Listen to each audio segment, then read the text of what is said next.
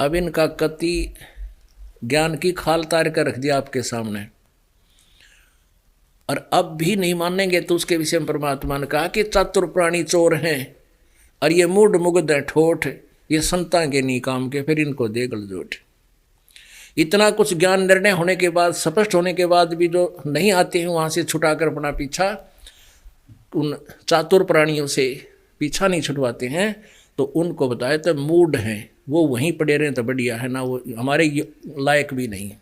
और आ जाते हैं फड़क कर देख कर तो वो पुण्य आत्मा है। अब आपको दिखाते हैं इसी संत मत भाग 4 में और एक गजब की चीज़ दिखाते हैं। अजब, ये सावन सिंह जी, हजूर महाराज सावन सिंह जी के सत्संगों का संग्रह है, और भाग 4 संत मत भाग 4 राधा स्वामी से। अब आपने 261-62 पढ़ा, 264 पर देखिएगा। यहाँ क्या कह रहे हैं संत जी। सत्संगी ने पूछा किसते? सावन सिंह जी थे। हजूर संतों की पदवी कहाँ तक है? महाराज सावन सिंह जी उत्तर दे रहे, हमारी इतनी बुद्धि और अकल नहीं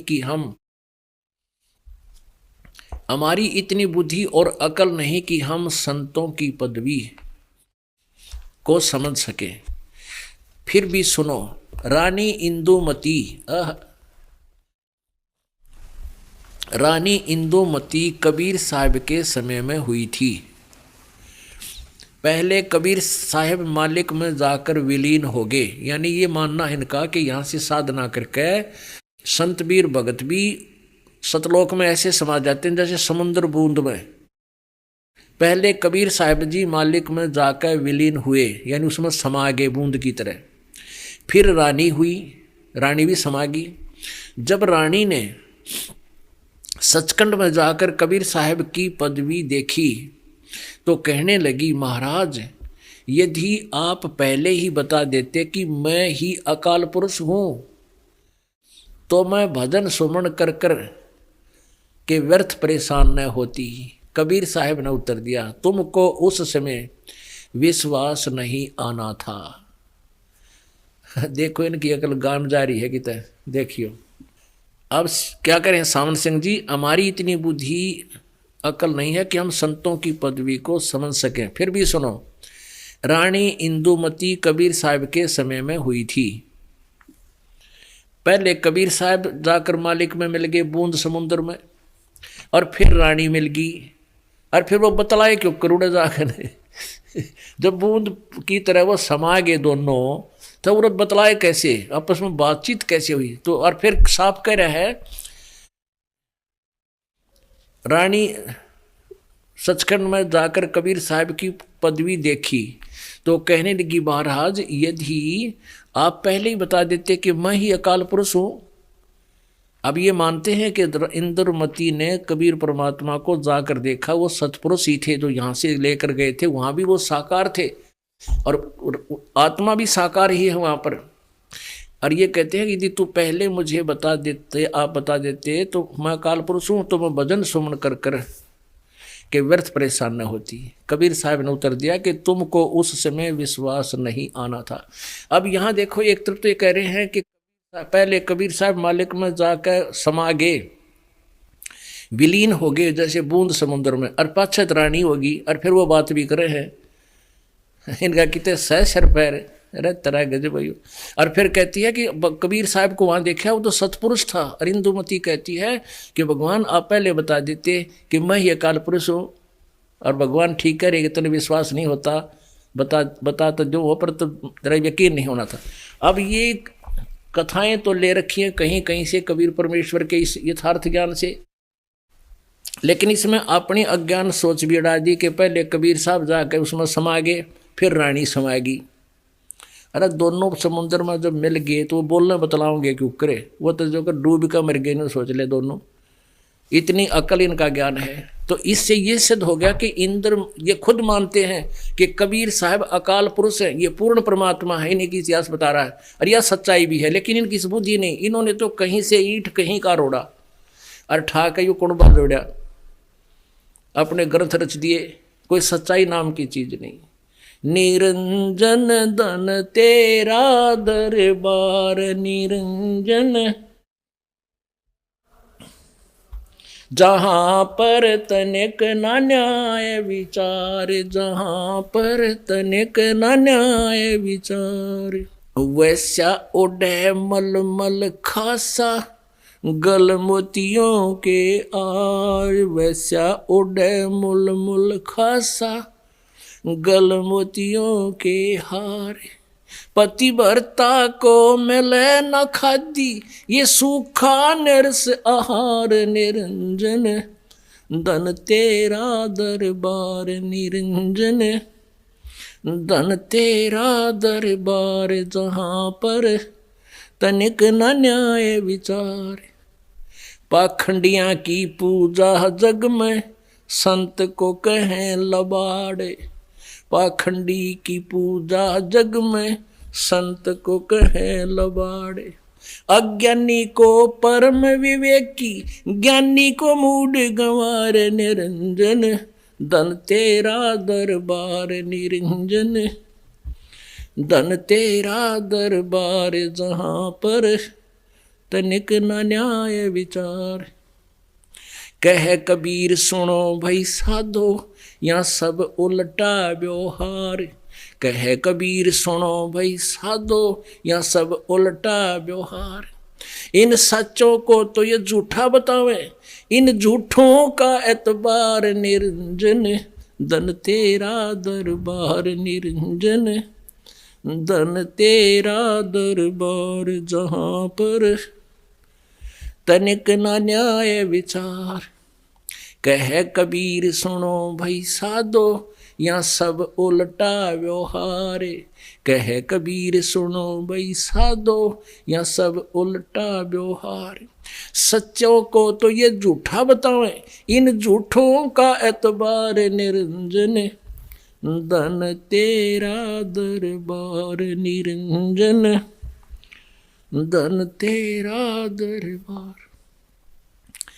पुण्यात्माओं, सन 1994 से लेकर आज सन 2011 स्टार्ट है तो चलो 16 वर्ष हो गए। इस दास ने गला भी कंडम हो लिया, शरीर भी कंडम हो लिया है, और बोल बोल कर प्रमाण दिखा दिखा कर कति सब कुछ सामने रख दिया। हमारी बात पे विश्वास नहीं, वहाँ देश का देश धके वह धक्के मारे अगजाओ अभी नाम नहीं देंगे, और वो देश जा टूट क्यों कुछ भी कोई ना कोई मर्यादा ना कोई भक्ति, शहर सपट्टा कर दे कर। और या तो कति हर तरह से साध के जैसे हर मर्यादा में रहना पड़ेगा तब भक्त बनेंगे। कोई बालका खेल है परमात्मा पाना, लेकिन बालकों का से भी आसान है यदि मर्यादा ठीक रहें और सदभक्ति कर अपना काम भी करे। नाम उठत नाम बैठत नाम सोवत जागवे, नाम खाते नाम पीते नाम से ती लागवे। चलते फिरते काम करते करते भगवान ने याद रखकर मोक्ष हो जाएगा। नाम पूरा हो, आजीवन मर्यादा में रहे, परमात्मा पाना कति आसान है। बोलो सतगुरुदेव सत साहिब। परम पिता परमात्मा पूर्ण ब्रह्म सारी सृष्टि के रचनहार सर्वशक्तिमान कबीर देव कबीर साहब, ये वो परमात्मा है जो बनारस में काशी शहर में 120 वर्ष तक एक दानक की भूमिका करके, एक जुलाहे की भूमिका करके, और साथ में एक तत्वदर्शी संत की भूमिका करके सह शरीर आए थे, सह शरीर चले गए थे। पूर्ण परमात्मा ऐसी ही लीला किया करता है। उस पूर्ण परमात्मा के गुणों में ये उनकी एक महिमा लिखी हुई है जो वेदों, पवित्र चारों वेदों में प्रमाणित है। और जिन महापुरुषों ने परमेश्वर के दर्शन हुए, साक्षात्कार हुआ, जिन्होंने प्रभु को पाया, प्राप्त हुआ, उन महापुरुषों ने भी यही प्रमाण दिया है कि वो परमात्मा सतलोक में रहता है। सतलोक में सनातन परम धाम, सदा रहने वाला स्थान, सत्य माने सच्चा, यानी अविनाशी धाम माने स्थान, लोक कहो धाम कहो। श्रीमद् भगवत गीता अध्याय नंबर 4 के श्लोक नंबर 32 में कहा है कि जो अनुष्ठानों का वर्णन, यज्ञों का वर्णन श्लोक नंबर 25 से लेकर 31 तक है, वो उसमें क्या है, कोई तो देवताओं की पूजा करता है, कोई तीर्थ व्रत पर ही आश्रित है, कोई केवल योग अभ्यास ही करता है, कोई स्वाध्याय ही करता रहता है, कोई श्वासों की क्रिया को ही, श्वासों को देखता रहता है, आंखें बंद करके श्वास बाहर जाते उस पर ध्यान करता है, अंदर जाता उस पर ध्यान करता है, कोई प्राणायाम आदि करके ही अपनी भक्ति कर रहा है। तो उसमें बताया है कि चौथे अध्याय के 32वें श्लोक में श्रीमद् भगवत गीता में कि इस प्रकार के बहुत से यज्ञ अर्थात धार्मिक अनुष्ठानों की जानकारी विस्तार के साथ सच्चिदानंद घन ब्रह्म की वाणी में लिखी गई है, बोली गई है। उस ज्ञान को तू जान, उसके पश्चात सभी कर्म बंधनों से तू मुक्त हो जाएगा।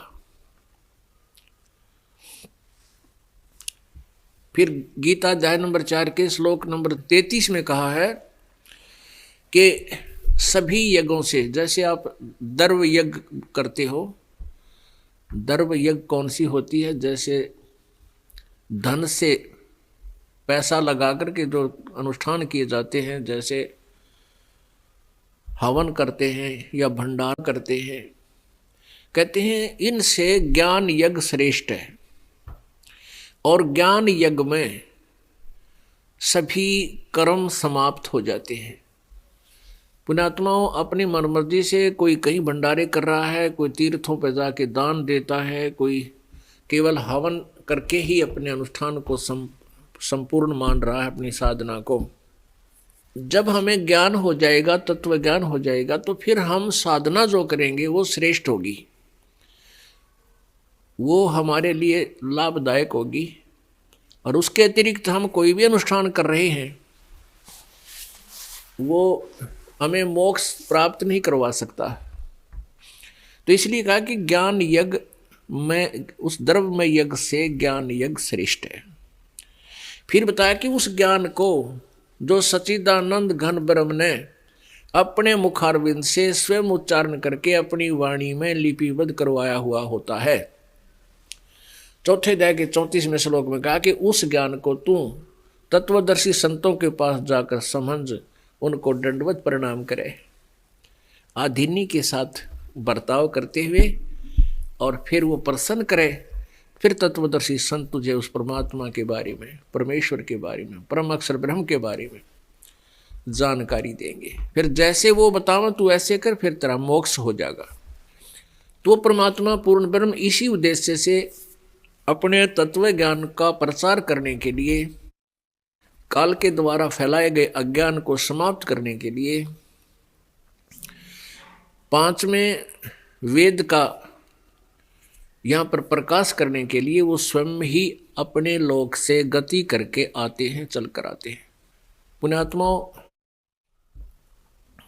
परमात्मा की अमर वाणी को, अमर कथा को जितनी बार सुने उतनी बार ही आनंद आना चाहिए।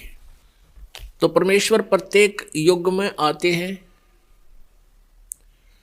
और वो खुद भी अपनी अमृतवाणी में बताते हैं, चारों युग में संत पुकारे, कूक कहा हम हेल रे, हीरे माणिक मोती बरसे, ये जग चुगता ढेल रे।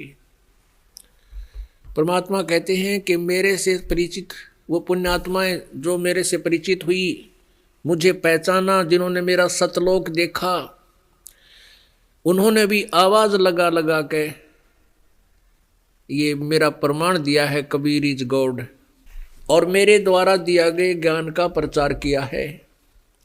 और मैंने भी आकर के अपने यथार्थ ज्ञान को प्रचार किया है। परमात्मा कहते हैं 70 युग हमने ज्ञान दिया और जीव ने समझा एक,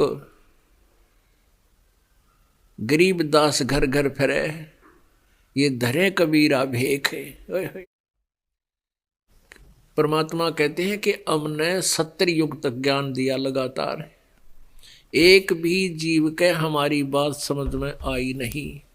अब यहाँ 70 युग का तात्पर्य है कि हमने कहा ना 70 देखे तेरे जैसे, तो ऐसे कहने का भाव यह कि ना जाने कितनी बार हमने ज्ञान प्रचार कर लिया, एक भी जीव हमसे परिचित नहीं हो पाया।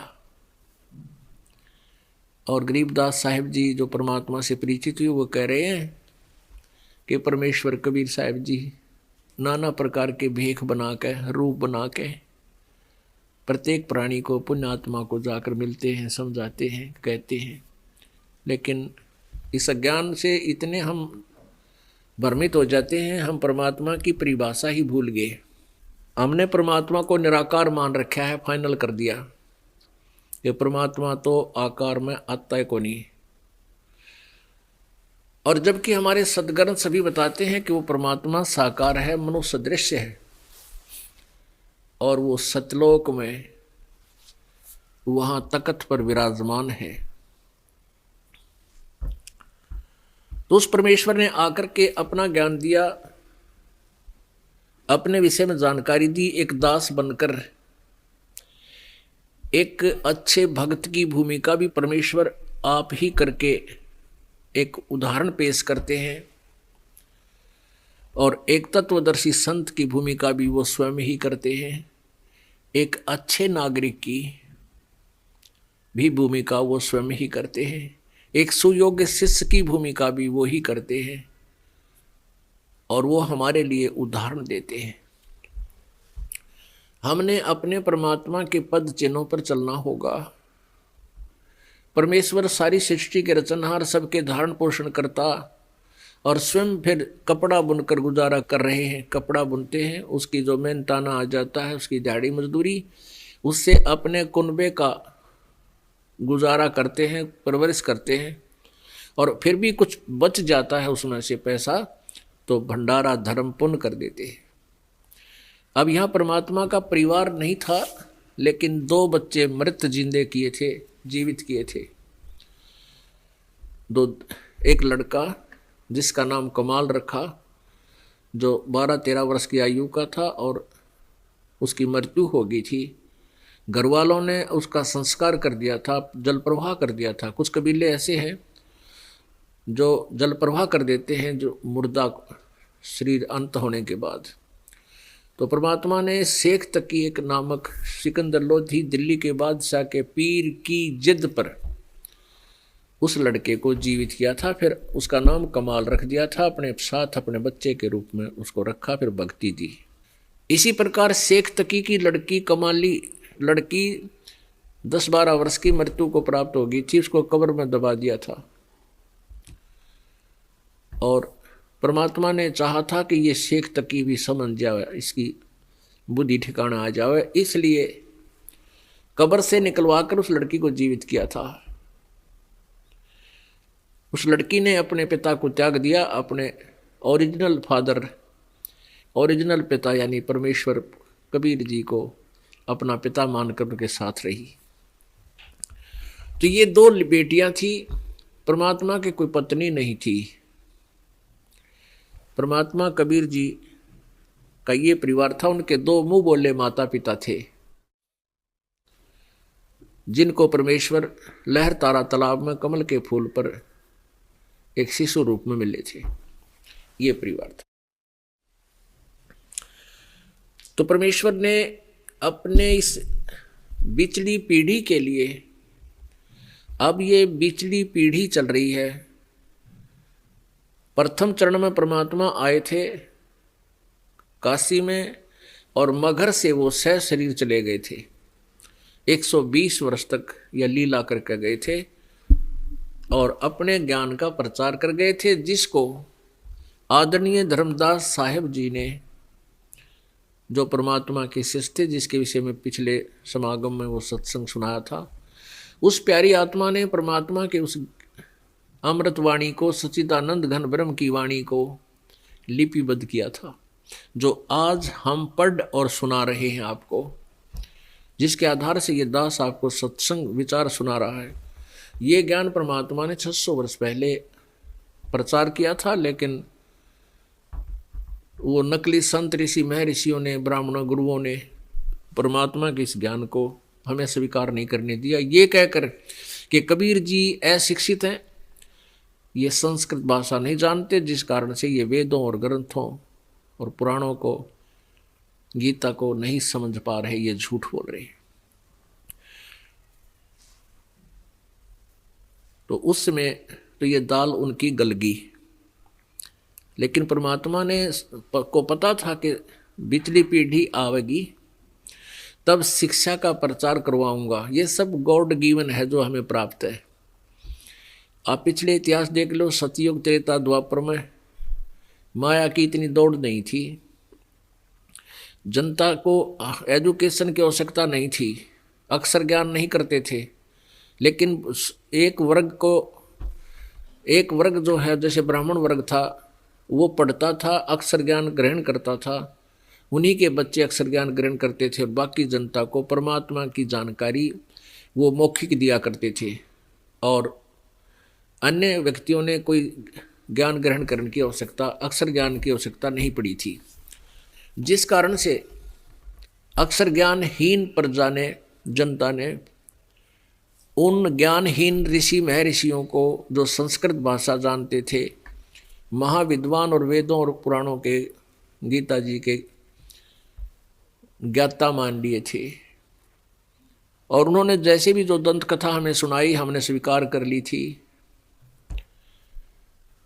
और परमेश्वर ने आके बताया था वो 600 वर्ष पहले वो ज्ञान कि ये ब्रह्मा विष्णु महेश और अन्य जितने देवता हैं, ये सभी नाशवान हैं, ब्रह्म भी नाशवान है, दुर्गा की भी मृत्यु होती है, केवल एक पूर्ण परमात्मा है जिसकी भक्ति करनी चाहिए, आन उपासना भी नहीं करनी चाहिए, ना ये मूर्ति पूजा नहीं करनी चाहिए। तो इस प्रकार के ज्ञान का बहुत जबरदस्त विरोध हुआ था उस समय, और उनकी दाल भी गल गई थी, क्योंकि जनता परमात्मा से दूर हो गई थी। जबकि 64 लाख शिष्य परमात्मा के थे, और 64 लाख शिष्य वैसे ज्ञान से नहीं हुए थे, वो समाधान से हुए थे। परमात्मा के पास जो भी आ जाता था दुखी प्राणी, उनके आशीर्वाद से, और जो वो मंत्र जाप के लिए देते थे कुछ, उससे वो ठीक हो जाते थे, स्वस्थ हो जाते थे, उनका निर्धनता भी समाप्त हो जाती थी। लेकिन उनको ज्ञान नहीं था, जिस कारण से उन भ्रमित करने वाले नकली गुरुओं की बातों में आगे और भगवान से दूर हो गए थे। उन्हीं में से आप जी हैं। आज जो परमात्मा की शरण में आ रहे हैं, वो 64 लाख शिष्य जो 600 वर्ष पहले प्रभु के थे, वो सब विमुख हो गए थे, चले गए थे, यानी परमात्मा से दूर हो गए थे, भक्ति छोड़ दी थी, लेकिन गुरुद्रोही नहीं बने थे। गुरुद्रोही वो होता है जो परमात्मा गुरुदेव का विरोध करता है, उनके बारे में मुंडी अच्छी कहता है, और वो गुरुद्रोही कहलाता है। लेकिन जो गुरुद्रोही नहीं हुए थे, वैसे ही भक्ति छोड़ गए थे, लोक लाज में आकर या किसी तरह से, तो वही आप हैं जो अभी तक भटक रहे हो। परमात्मा की तरफ भी आपके अंदर है। परमात्मा ने 600 वर्ष पहले आप जी को ये 5 मंत्र दिए थे। पहले केवल 5 ही मंत्र दिया करते थे प्रभु, केवल कुछ एक आत्माओं को सतनाम दिया था, और कुछ एक को सारनाम दिया था, और उनसे कसम दिला दी थी कि तुम अभी इस नाम को उजागर नहीं करोगे, ना ही किसी को आगे प्रदान करोगे, तुम स्वयं जाप करो।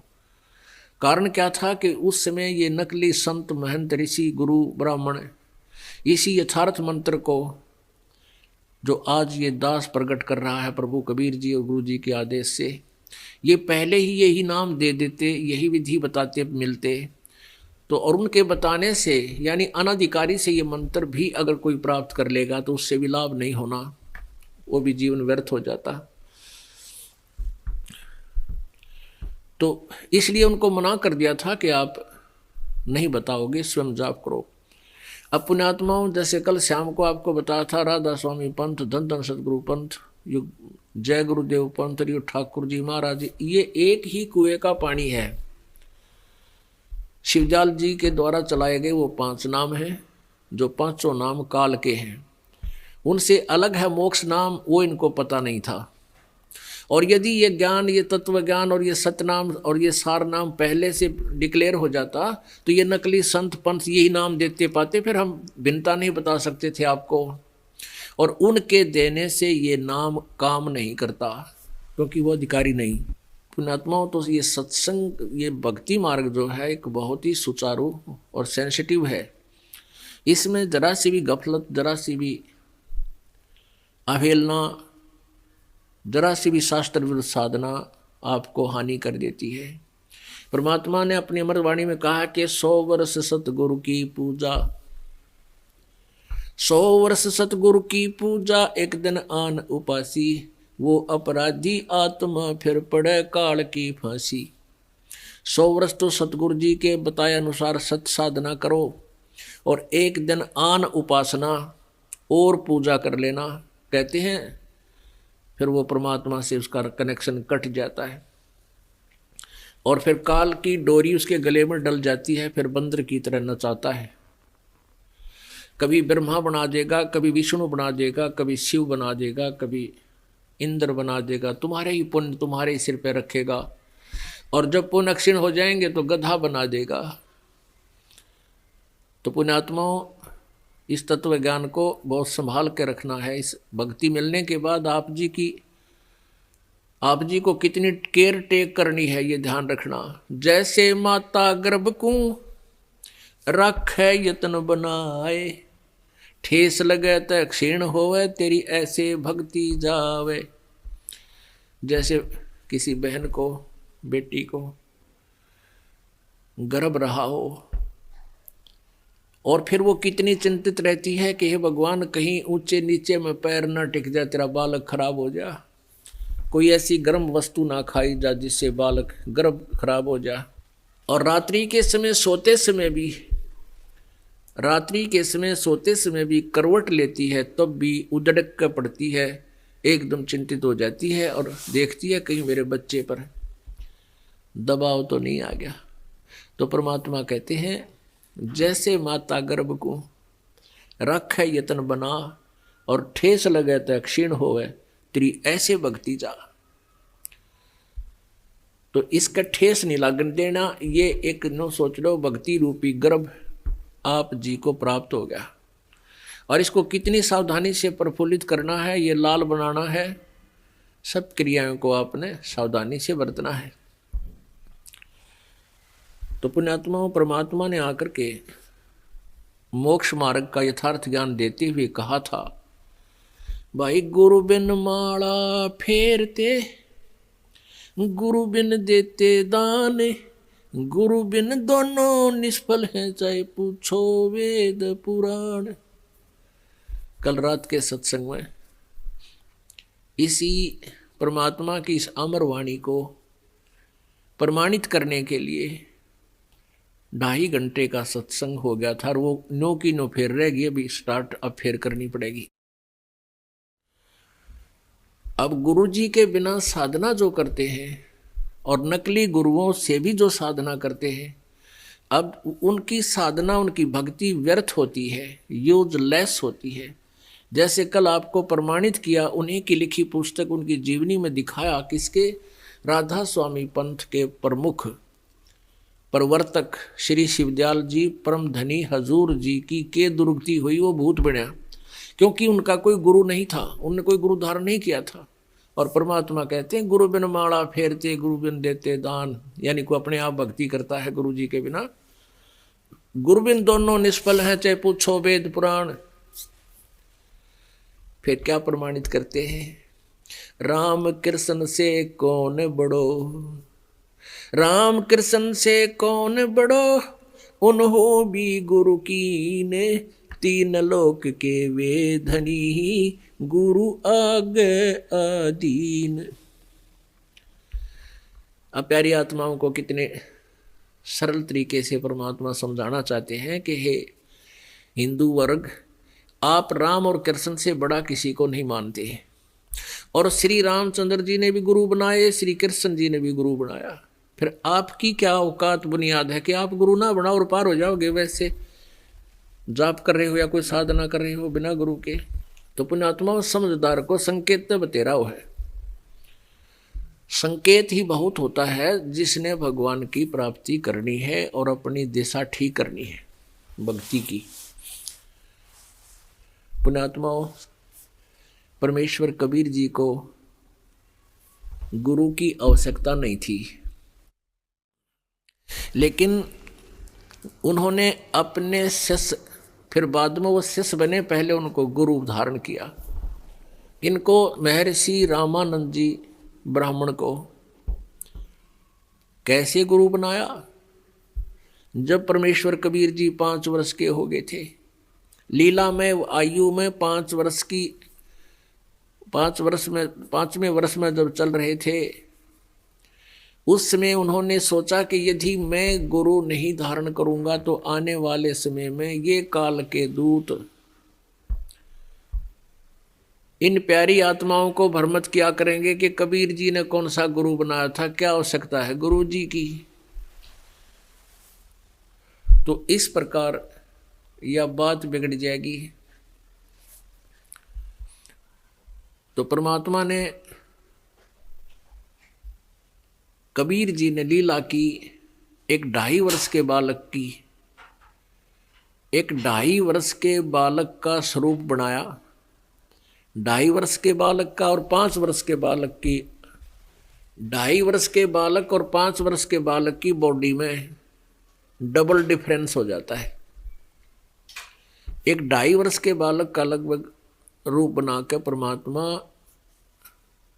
गंगा के ऊपर एक पंचगंगा घाट बना हुआ था, पंचगंगा घाट, उसके ऊपर पौड़ी बनी हुई थी पक्की, जहाँ पर स्नान करते थे साधु संत भक्त हिंदू ब्राह्मण।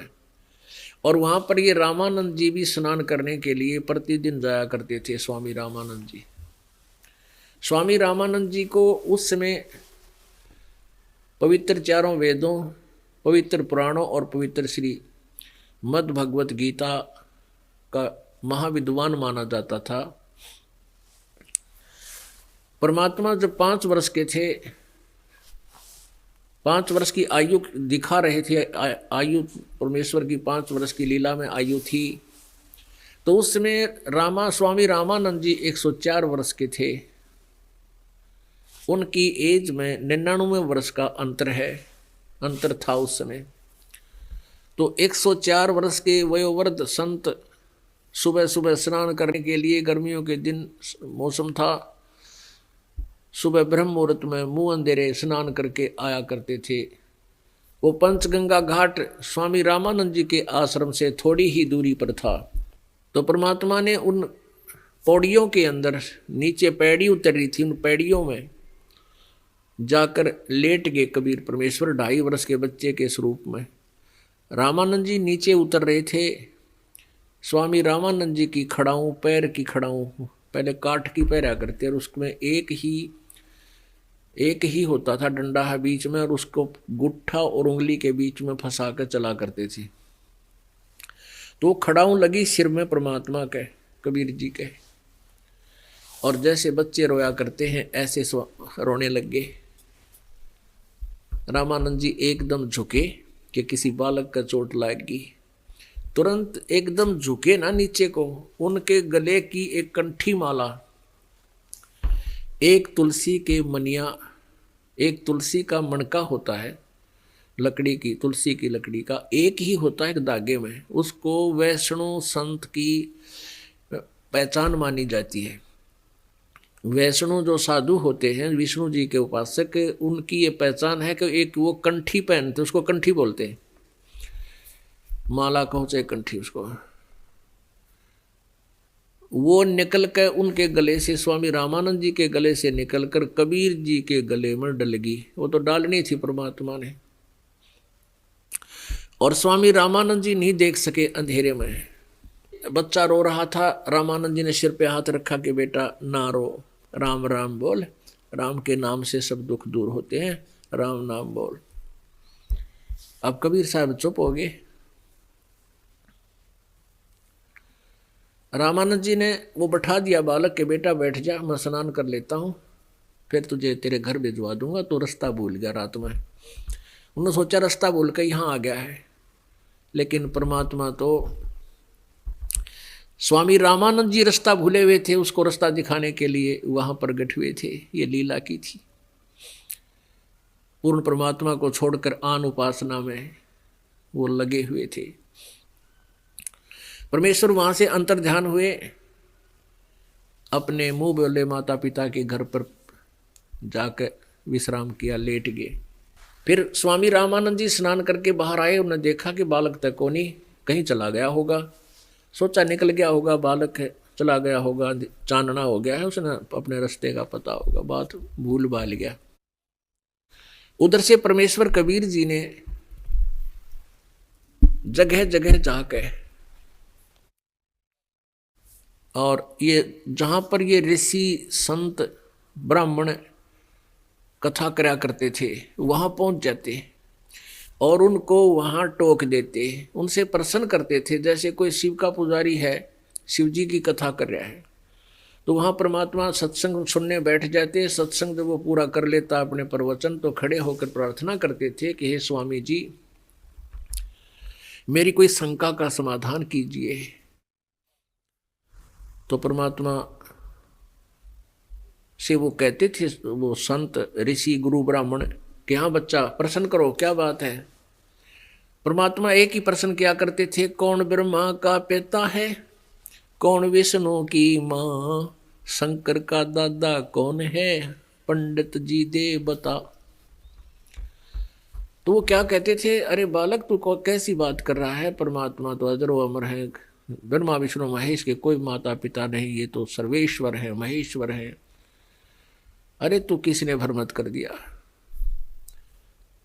फिर परमेश्वर उनको सारी समझाने की चेष्टा करते थे कि शिव पुराण रुद्र संहिता अध्याय 5, 6, 7 में पढ़ कर देख स्वामी जी ब्राह्मण जी, उसमें ब्रह्मा और विष्णु और शिव जी की तीनों की जीवनी लिखी है।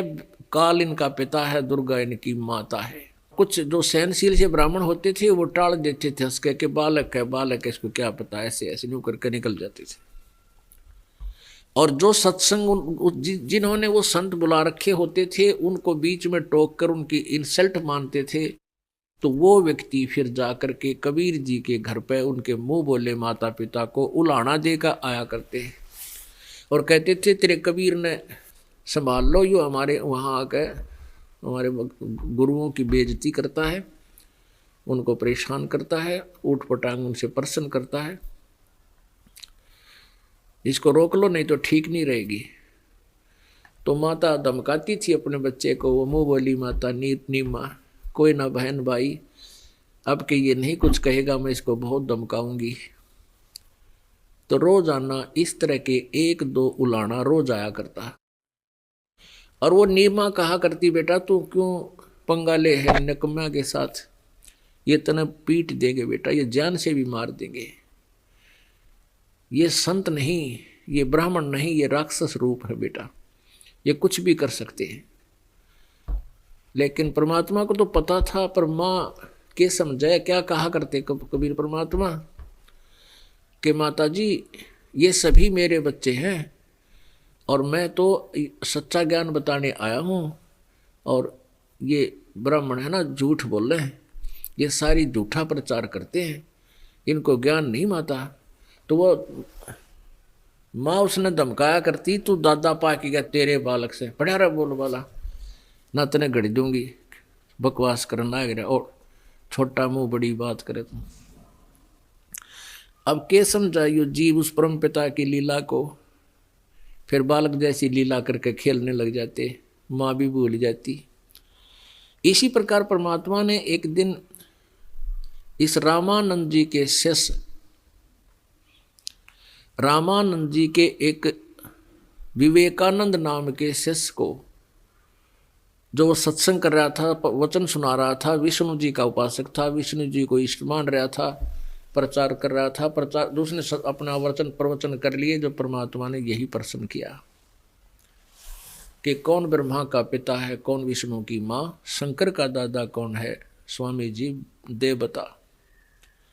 वो भी लगा कहने ये झूठ बोलता है, क्या बकवास कर रहा है, ये कहाँ से सनातन, ये तो अजर व अमर है, सर्वेश्वर है, महेश्वर है, ये है वो है, ये कोई माता पिता नहीं, ये सब अजन्मा है।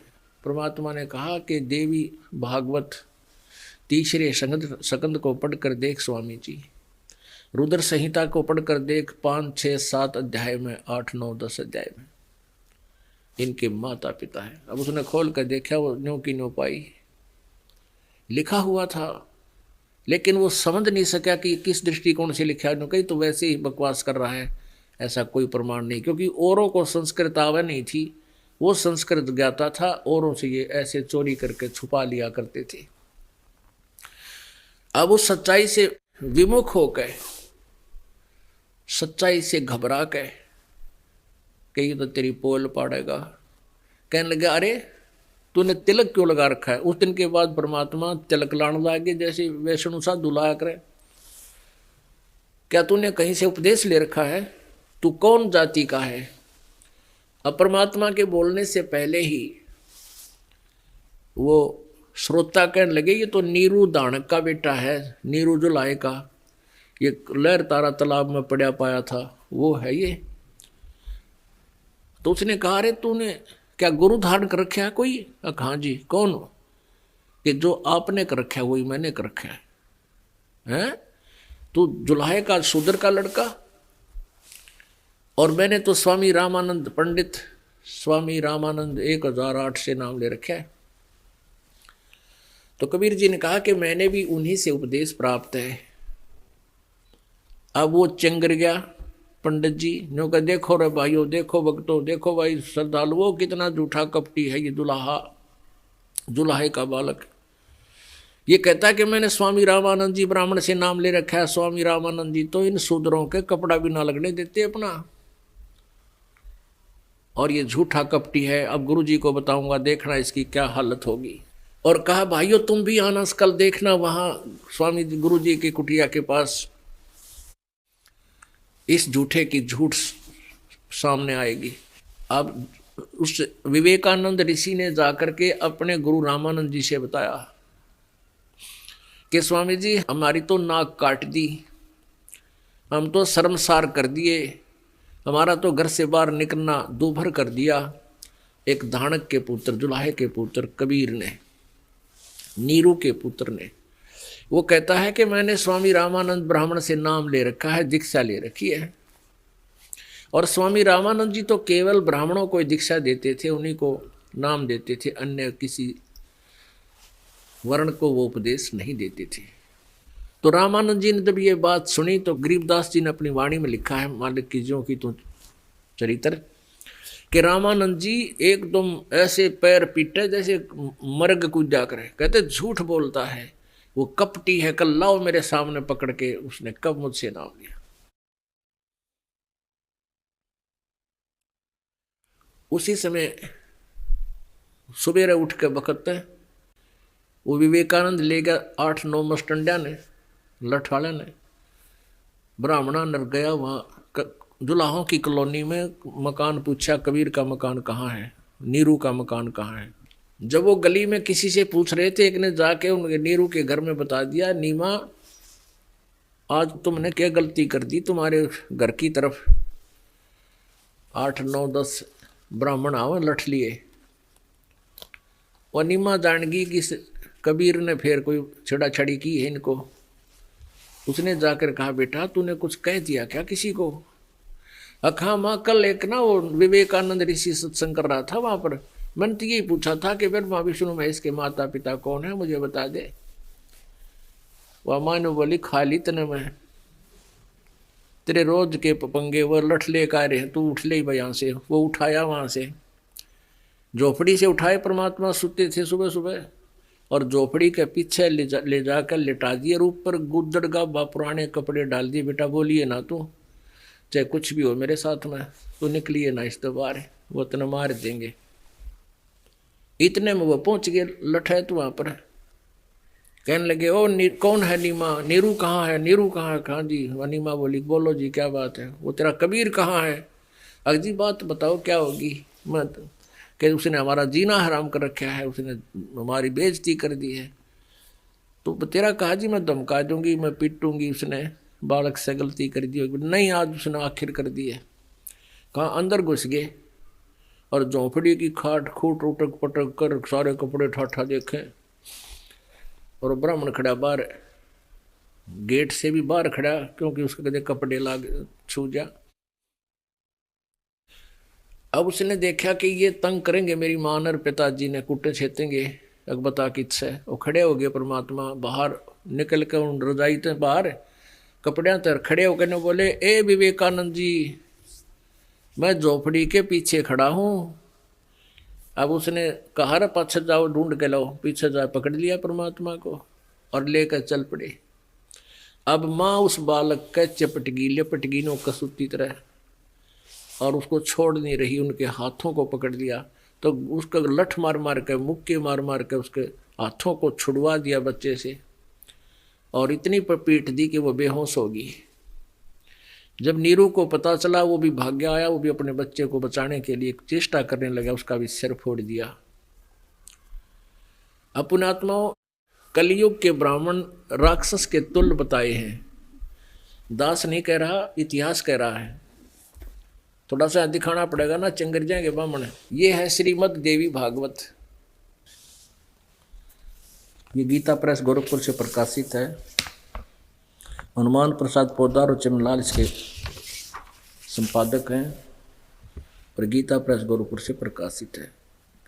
इसके 414 पृष्ठ पे जन्मे जय ने पूछा व्यास जी से, जन्मे जय ने पूछा महाभाग किस युग में कैसा धर्म का स्वरूप है, इस संपूर्ण विषय को विशेष रूप से बताने की कृपा कीजिए। व्यास जी बोले, राजन, यह निश्चय है कि सतयुग में ब्राह्मण वेद के पूर्ण विद्वान थे, और उनके द्वारा निरंतर भगवती जगदम्बा की आराधना होती थी। भगवती का दर्शन करने के लिए उनका मन सदा ललायित रहता था।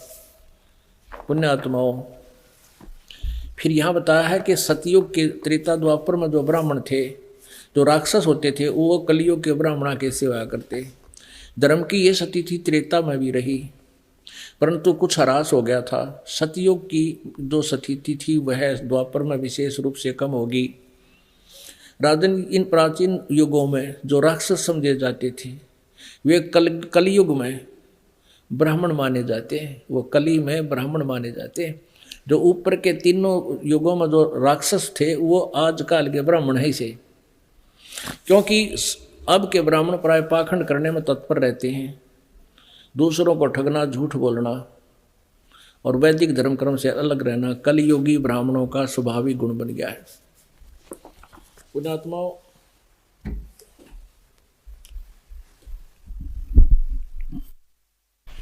इन सदग्रंथों को सामने रूबरू करना अति आवश्यक हो गया। जयदास ये लालटेन ना दिखावे तो मेरे गेली ने ना जाने कितने टकरा लो। मेरे लिए तो ये सदग्रंथ ऐसे हैं जैसे अंधे की लालटेन, क्योंकि मुझे इन सदग्रंथों की आवश्यकता नहीं थी। बात ये नहीं है कि ये सदग्रंथ ठीक को ना, लेकिन हमें जो ज्ञान मिल गया था वो कहते हैं परमेश्वर, और ऐसा निर्मल नाम है निर्मल करे शरीर, और ज्ञान मंडलीक है ये चकवे ज्ञान कबीर। चकवे माने चक्रवर्ती। हमने वो चक्रवर्ती ज्ञान ऑल इन वन वो ज्ञान प्राप्त था, इसलिए हमने इन वेदों, गीता और पुराणों की आवश्यकता नहीं थी। जो वेदों और पुराणों गीता में ज्ञान है वो भी उस चक्रवर्ती ज्ञान में, कबीर जी के ज्ञान में है। और जो वेदों में ये कहा है, गीता जी में चौथे अध्याय के 34वें श्लोक में कहा है कि उस पूर्ण परमात्मा के बारे में सही जानकारी तत्वदर्शी संतों से पूछ, और वो सच्चिदानंद घन ब्रह्म की वाणी में लिखा हुआ है, कबीर वाणी में। वो कबीर वाणी हमारे पास है, इसलिए इस दास को आवश्यकता नहीं थी इनकी, लेकिन आप जी को आवश्यकता थी। आप जी इनको प्रमाणित मानते हैं कि इनमें जो लिखा वो सही है, तो आप जी के लिए यह लालटेन दिखानी थी। अगर ये दास मौखिक ऐसा बोलता चला जाओ तो कोई ना सुने मेरी बात ने, और मुझे मूर्ख कहें और जो है विरोध घना बढ़ जाए, तो यह लालटेन दिखा देता ये दास। एक अंधा रात्रि के समय लालटेन जगाकर हाथ में लिए जा रहा था।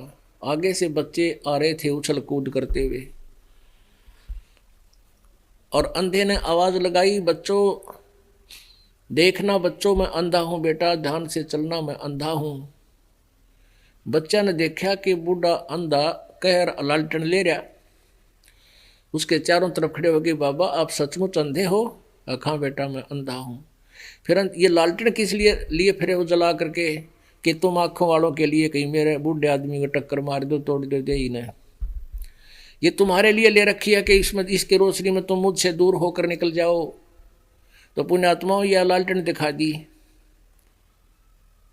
मेरे तक संघर्ष करने की फिर किसी ने जरूरत ना पड़े, वो टल जाएगा दूर करके, तो सारी ये सच्ची है। तो इस प्रकार उन ब्राह्मणों ने, उन नालायकों ने परमात्मा को जबरदस्ती घसीट कर ले गए, रामानंद जी के कुटिया के सामने खड़ा कर दिया। और रामानंद जी ने अपनी झोपड़ी के आगे एक पर्दा ला लिया कि मैं इसका शकल भी नहीं देखूंगा, उस लड़के की, दुल्हे के बालक की, और पर्दे के पीछे से उससे प्रश्न पूछकर सबके सामने ये सिद्ध कर दूंगा कि मैंने इसको नाम नहीं दिया। अंदर से प्रश्न किया कि तू कौन है, क्या तेरी जात है, तू किस परमात्मा की भक्ति करता है, तेरा कौन पंथ है। अब यहां थोड़ी सी उस सच्चिदानंद घन ब्रह्म की वाणी से आप जी को आत्मा और परमात्मा का संवाद सुनाते हैं। आडा पर्दा लाए कर रामानंद बूझनते, दास गरीब कुरंग छवि वो अधर डाक कूदनते। जो कर मर्ग कूदा करे ना, मर्ग खड़ा जंप करा करे, कहते हैं पर्दा ला के और अंदर ने ऊपर ने पाँव पिट कर खड़ा हो, कहता बता तू तेरी के जात है, तूने मैंने तेरे को कब नाम दिया, क्या प्रमाण है तेरे पास। कौन जात कुल पंथ है, कौन तुम्हारा नाम, दास गरीब आधीन गति, बोलत है बलि जाऊं मैं। अपने आत्माओं, एक सुयोग्य शिष्य की भूमिका परमात्मा कैसे कर रहे हैं। एक जीव को तो गुरु बना रहे हैं, क्योंकि वो तो एक लीला करनी थी, अति आवश्यक थी हमारे लिए, और बिल्कुल अधीन होकर जैसे गुरु जी के सामने शिष्य की भूमिका होनी चाहिए। क्या बताते हैं, कौन जात कुल पंथ है, कौन तुम्हारा नाम। अब गरीबदास जी कह रहे हैं, उन्होंने जब ये प्रश्न किया कि कौन तुम्हारी जात है, के तेरा नाम, और कौन से पंथ, किस भगवान के पंथ यानी मार्ग को तू प्रशस्त कर रहा है, या कहाँ से उपदेश लिया है। तो गरीबदास जी कहते हैं, वो परमात्मा इतनी आधीनी से बोले वो परमात्मा। गरीबदास जी कह रहे हैं, मैं उन पर बलिहारी जाऊं, एक परमात्मा होकर के, और इतने ऐसे अधीन होकर के अपने गुरु जी के सामने कैसे लीला कर रहे हैं। कौन जात कुल पंथ है, कौन तुम्हारा नाम, दास गरीब आधीन गति, फिर बोलत है बलि जाऊं मैं। बलि जाऊं माने बलिहारी जाऊं। क्या बोले परमात्मा, जात हमारी जगत गुरु, परमेश्वर है पंथे, दास गरीब लिखत पढ़े, मेरा नाम निरंजन कंथ। ने बोले जी मेरी जात जगत गुरु है, जैसे नो गरीब से खड़े हो गए नो कर, और परमेश्वर मेरा पंथ है, और मेरा नाम पूछते हो ना, मैं क्योंकि वो ज्योति निरंजन को भगवान मानते हैं, इस काल को, ब्रह्म को, और उसको निराकार मानते हैं, उसी का अवतार विष्णु मानते हैं। इनका खिचड़ी सा ज्ञान था। कबीर जी कहते मैं परमात्मा हूं।